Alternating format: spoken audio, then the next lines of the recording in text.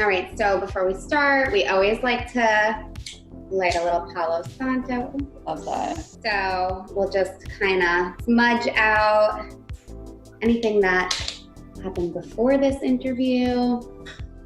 Just kind of setting the intention that if your comeback story can help at least one person watching at home, then it's a win.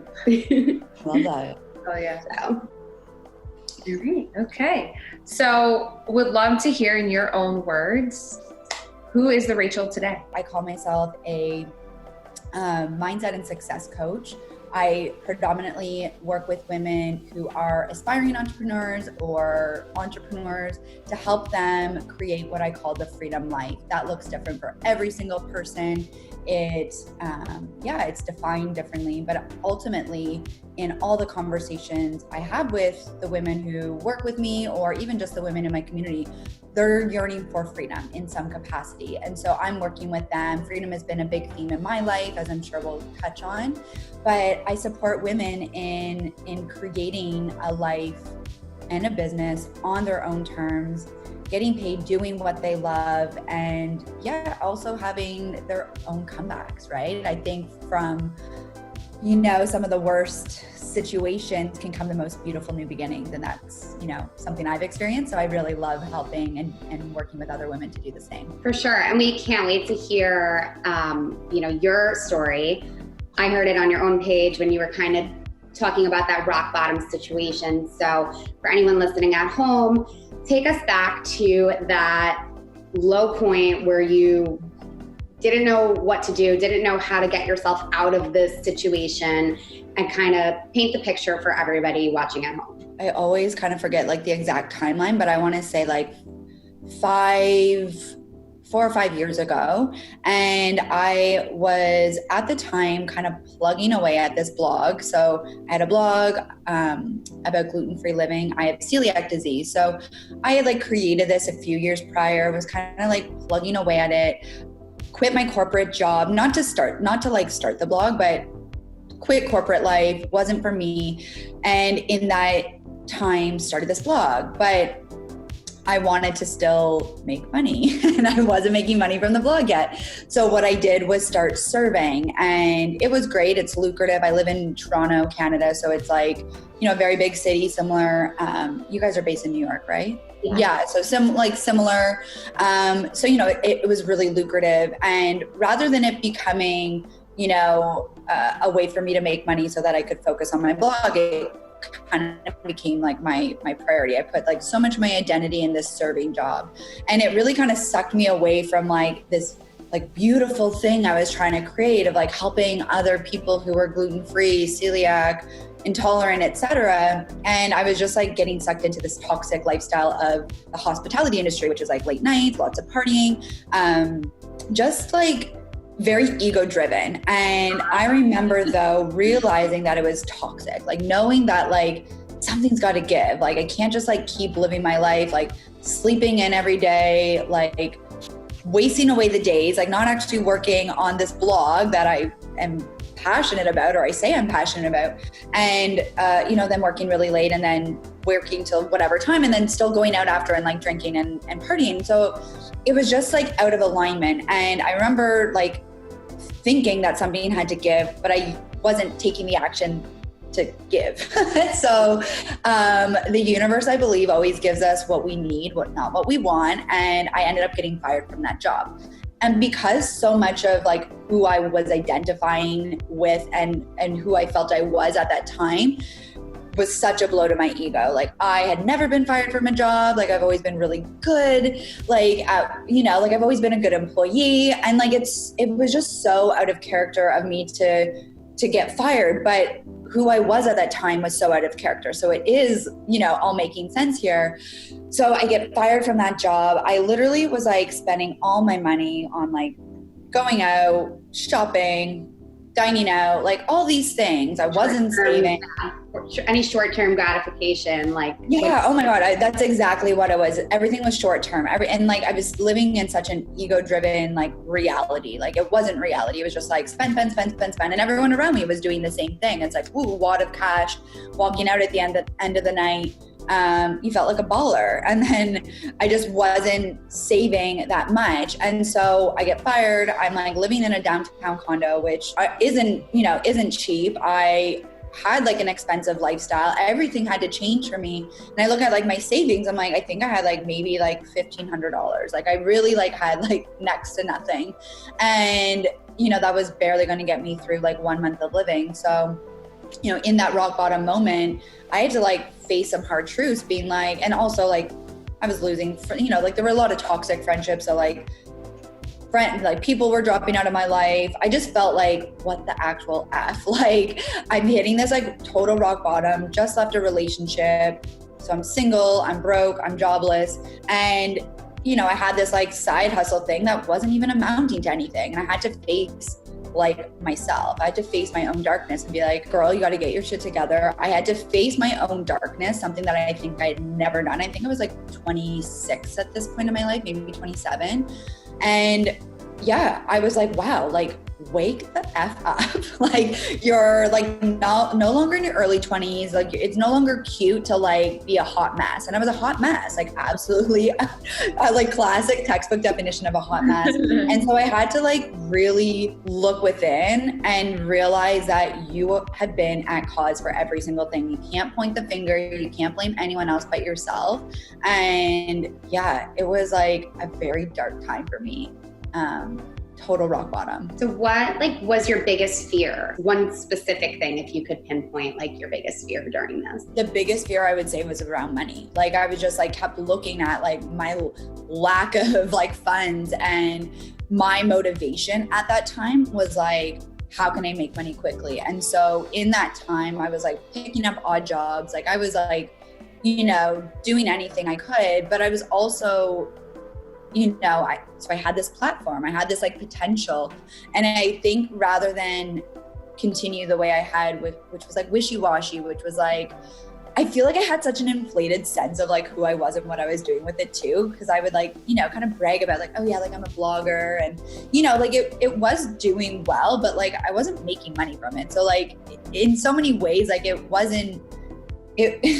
was just simply a blog. And I feel like I had inflated it so much to so many people that I was like, okay, like I gotta do something with this. So my fear of my fears around money and my lack thereof really propelled me to, get savvy, to kind of like strip away like what the last year had become for me and who I was identifying with, and like really strip that away. I actually ended up moving out of the city temporarily because I was just like, had to get away. And I, in that time, really like reflected on like, what can I do to make some money from this? What am I good at? That was like a really big thing. Like, what am I good at? What do I love? What lights me up? And then also it's like, what do I have to clear out of the way? Like I knew very little about personal growth and spirituality, but in that time, I know that like things come into your life in divine ways. And around that time, I started meditating. Someone had like referred me to this like 21-day guided meditation program. I started like reading certain books that were just like really resonating, and it's just like one thing after the other started like dropping in my like on my path that were like, you got to fucking do this. Like you got to like follow this path and strip away everything that you thought you were. Cause really what I thought I was just, again, ego driven. It wasn't what my soul wanted. And when I tapped into what I really wanted, it was none of that bullshit. It was none of those things. But yeah, the fear of money was very prevalent. And I'm the kind of person, like I actually wasn't scared to take the next leap. Like I've never really been that person. I think that's one like pro of like my personality, is that I kind of like blindly go into things with this like, optimism and this faith, and it eventually does work out. But the fear around money, and I think that's a big fear that so many women out there struggle with. I guess going back to, saying you were taking on all these multiple jobs and trying to find like, what do I love? What am I passionate about? For anyone listening to your story right now, a lot of times, like I know personally with Ange and myself, like we like too many things and we're like, oh, I could do marketing, I could do events, I could do yoga.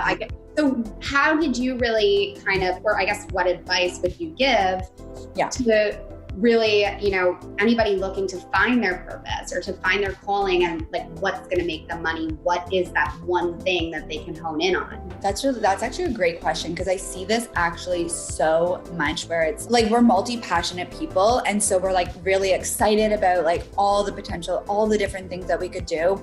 And that was me for a while too, where I was like, oh, I could do events, and then I can do this, and I was like literally just throwing spaghetti at the wall. And that's something that I kind of had to learn like the hard way. Like, it wasn't like an overnight thing where I kind of wish, back then I knew what I now know. Because now I've like really simplified. It's like the less is more really applies in this way. And while I believe that like you absolutely can like weave in multiple passions into like one project, it really comes down to like, where have you, like if you're not sure kind of like what that business is going to look like, or what that passion project, I guess like what is lighting you up the most, it's like, what is the thing that's like supported you with the biggest transformation? Like what has been the thing that like you deeply at a soul level feel so passionate about? Like, for example, my background is in digital marketing. Like that's what I did in school. It was like, I graduated literally as like Twitter and Facebook were becoming like a thing for business. So it was like a long time ago. So much has changed, but that kind of like stuck with me. I was really like into like that online digital marketing space. And so I started freelancing doing like digital marketing for different companies because I was good at it. And it was like the bridge that led me to what I was truly passionate about. So there's a couple things. I think trust what you're passionate about, but also recognize your skill sets and how you could optimize and monetize those skills to like give you some leverage in pursuing something on your own. So like I said, like digital marketing was something I'm quite good at, but it's not what I wanted to do full time. I didn't want to be like a digital agency. Like I didn't want, but I was good at it. So in the interim, when I needed to make some fast cash and I, wanted to really hone my skill sets, I started doing that. So I became kind of a freelancer. I'm such a big fan of freelancing. Like I get a lot of my clients, if they're trying to bridge out of say their full-time that they don't love, or they're like in a low moment and maybe they got let go from a job. It's like, look at what you're good at and start there. And it doesn't have to be what you ultimately end up doing. But for me, it's like, when you mix what you're good at and then you weave in your passions, they tend to like blend together. So in a way, I'm not freelancing, but I'm working with women in the online space, teaching them digital marketing for themselves. So it's in a really beautiful, serendipitous way come together. It's like, because it can go both ways. I do think ultimately like less is more, and like stripping away like, oh, I could do this. And then like the throwing spaghetti at the wall analogy that I gave like is a very real phenomena. But I think it really is like in owning and recognizing your skills. Because I also think so many women don't even take the time to realize like what they're fucking good at. And I think that is a hang up, right? Because if you don't even realize what you're good at, then it's like, if you're not even able to recognize your own gifts, it's going to be really hard for you to convert that into something where you're helping others kind of thing. So on that chain of thought, like, so at what point then did you realize this is what I'm good at and this is something that I'm going to turn into my own business? Yeah, like what steps did you take from the online digital marketing to where you're at now, where you're helping women find what they're good at and helping them find freedom? Yeah, so my journey is like kind of, and it's like I feel like I like keep kind of going back and forth, but like it all has led me to here today. So getting fired from that job, I ended up moving to Panama for 3 months to like get my shit together, not in Toronto. Had no money though. Literally my friends were living there and they're like, come here, like we can get you a job, whatever. So I go, I'm like literally, I think spend my like last dollars on a flight there. They like put me up in their place for a bit, but that's where I really started honing in my skill sets. I'm like, well, I know how to do this. I'm like, I can help these local restaurants market themselves. And that's when that's how that came to be. It was kind of like, I had no other choice. Like I had to be very resourceful and very savvy. And so I know like moving to a tropical island isn't something everyone can do, but it's like, I again just like trusted that I needed to get the hell out of Toronto for that time being. And then I was put in a position where I'm like, oh wait, I don't have any job here also. I didn't really have any connections. And then when I came back, it was like, okay, I see that I have like my skills there were obviously more advanced than a lot of people. And so when I came back to Toronto, I was like, okay, I can do the same thing. And then I realized I'm like, oh, like there's definitely a different level of like expectation, and like the quality is like, so it wasn't hard necessarily, but it was interesting. I had to really like step it up again. I started doing freelancing, ended up getting a job part-time at an agency. And then after a year was like, fuck, I ultimately just can't work for anyone else. I learned what I could from them. And then that's when I finally spread my wings and was like, I got to do this on my own. Again, thinking I was just going to freelance. But in that moment of leaving my full-time job, again, kind of like similar to like being fired from the job and then leaving, it's like, there's all of a sudden this pressure of like, I got to make money. Like, holy shit, like I can't rely on anyone else but myself. And so kind of those same fears crept in again. This is where I dove deeper into personal growth and like, you know, healing money mindset and money blocks and all that. But that's when I looked and I'm like, there's others out there who want to be able to leave their full-time job, who could probably learn a thing or two from how I've done it. And I had monetized my blog at that time. I had become an influencer. So I was getting paid a lot by different brands in like the wellness space and in the like food space. In that time from the rock bottom through 2 years later, like my life was completely different. Like I was making good money again. I had established my personal brand. I was becoming more and more recognized. Like I really like stepped the fuck up and I really just started owning these skills. And I think that's a big key point for anyone listening, is that I started just owning myself. Like I started owning it. Whereas before I was looking to everyone else to get validation. I started just giving that validation to myself, being like, I'm good at this. And I think the more I believed and trusted that I was good at things, the more started coming my way. And so when I left my full-time job, there was honestly, like I had like 3 months that I knew money was coming in, didn't have anything beyond that. And I was just like, Lord, help me. Like, but the thing is, in the 2+ years that I've been working for myself, there's really never been a moment where I haven't been able to pay for my life. Like there hasn't, you know, maybe there's been moments where less is coming in, but I've just continued to trust that I'm good at what I do. I have skills that are desirable. And when I realized especially that I had skills that others would want to acquire from me, that's when coaching came in. And from there, it's definitely evolved. I'm not just coaching influencers like I was at the beginning, because I was focusing on like, how can I help them monetize their like platforms? But now it's like business, other service-based coaches or service-based entrepreneurs. So coaches, trainers, practitioners, et cetera, et cetera. So yeah, it's been like, honestly, I'm sorry. Like, I feel like that was kind of like a little like choppy, but like my journey has been kind of choppy. And I think that is something to point out too, that it's not always going to be linear, but that you will be supported. Like my last 5 years has been like really weird and wild if I look back at it. But I think that's also something to highlight, that it's not linear. That, you know, the rock bottom to rebirth journey that I experienced was like up, down, sideways, diagonal, and back. And a lot of it just came back to like, and I'm, you know, kind of just reflecting on like the theme.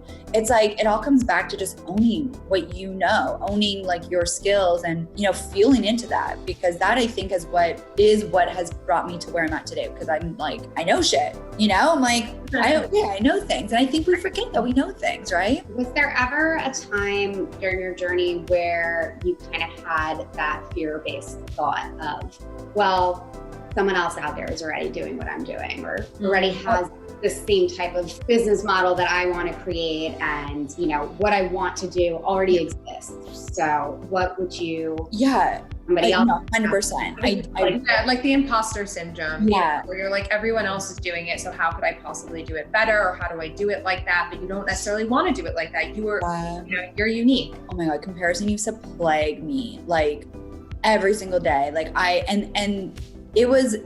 it is those moments. And I want to also be real that like, I've had so many moments, and really that's like taking away your power. And that's like, you're feeling unworthy, when I do truly believe with all the work I now do, because I do focus a lot in self-worth and feeling that confidence and that worthiness from within.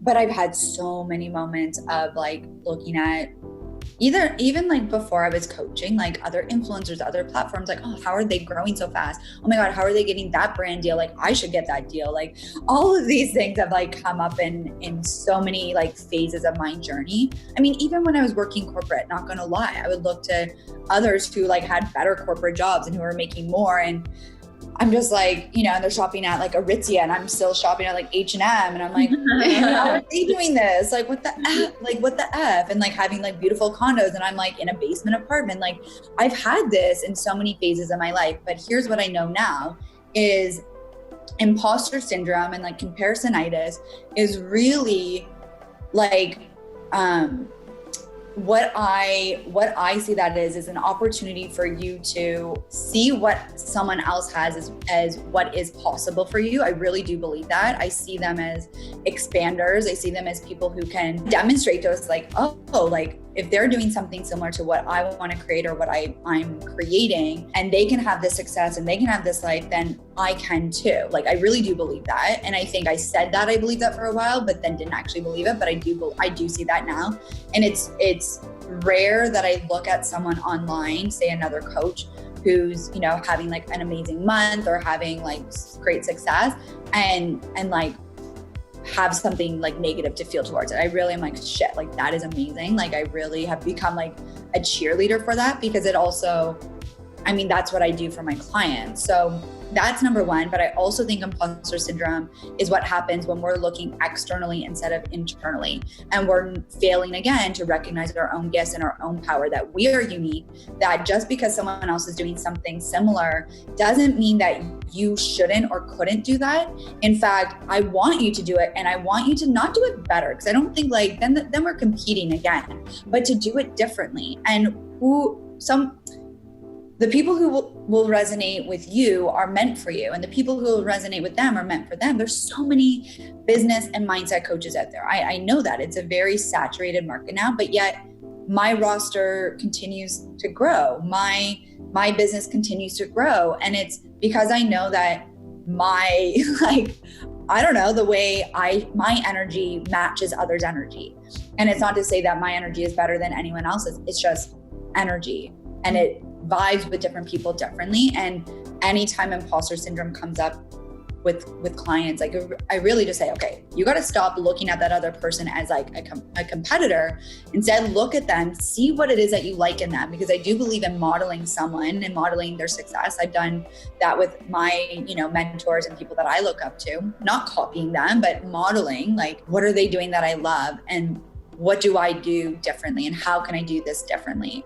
And when you kind of fuse that together, it's like those blinders can go up and you can just slay in your own lane. Like truly, like you don't get phased so much by what the others are doing, because it doesn't matter. You're doing what you're doing. And I think that's like part of our thought process with these comeback stories is like people only like to show the highlight reel, and you don't know, you know, how did somebody get here? Well, right. Everybody, I mean, loves a success story, but there's always, you know, some behind what led to this success. There's a struggle. There's so much that happens between point A being rock bottom and B being success. Yeah.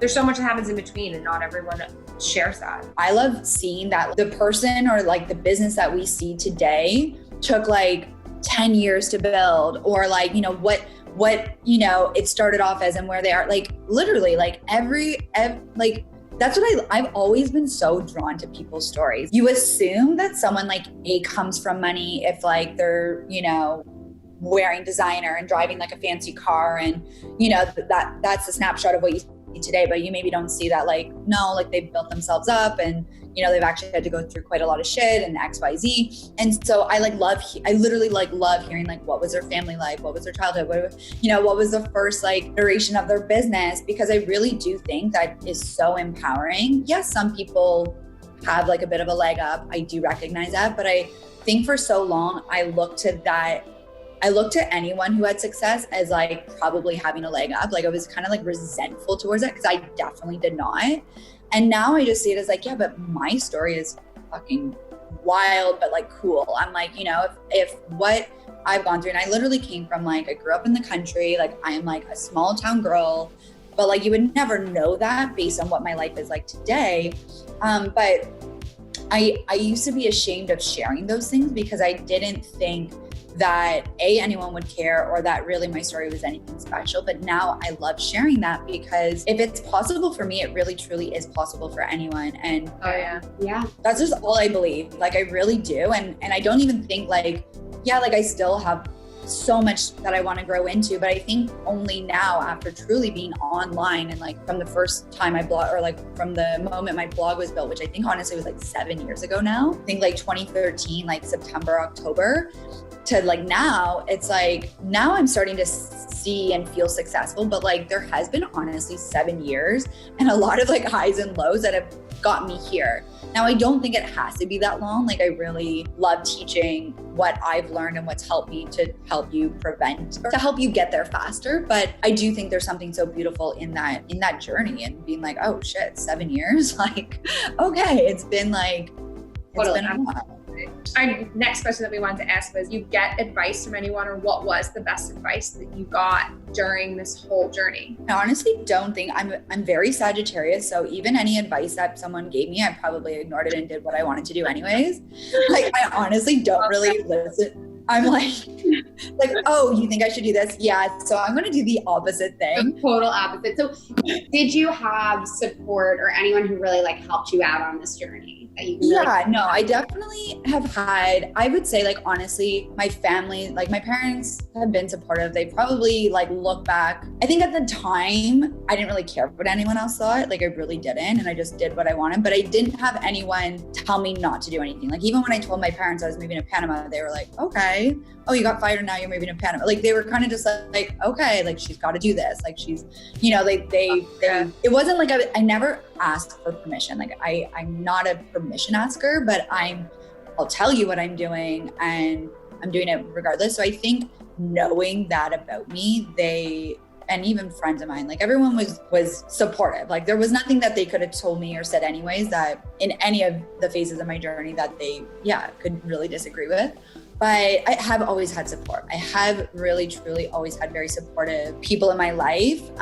For the most part, of course, there's definitely been some toxicity, and I think because of that, because there's no one who said like blatantly, you can't do this, or you shouldn't do this, or you should go back and find a corporate job. Like my parents have never been those types of parents, that I didn't feel guilty about continuing to go on my own path. Like I really was just like, this is my path and I'm going on it. And I do know that that is something some people struggle with. But I think if I can impart any advice, it's like, you know you best. The advice or the feedback or the commentary you get from people in your life really is a projection from their own beliefs, which don't mean that they're also your beliefs. So it really is about trust yourself. And I think that I have trusted myself in my journey so much more than I've listened to what other people have said. And that's gotten me to where I'm at. And it'd be such a shame and such a disservice for you to put a cap on your dreams and put a cap on your goals just because someone said that you shouldn't or couldn't. So that's my advice, really. It's like, do what you want to do because you know best. And what you feel called to do is not just you, it's like a soul, it's probably a soul calling. Like it's probably something that's like, and I was nudged for so long about being an entrepreneur. I had no idea how it was going to turn out, but I just knew like, this is what I'm meant to do, is work for myself. And from that moment back in like my first corporate job to now, I'm like, oh, I would have never guessed this, but I followed that like burning sensation, you know?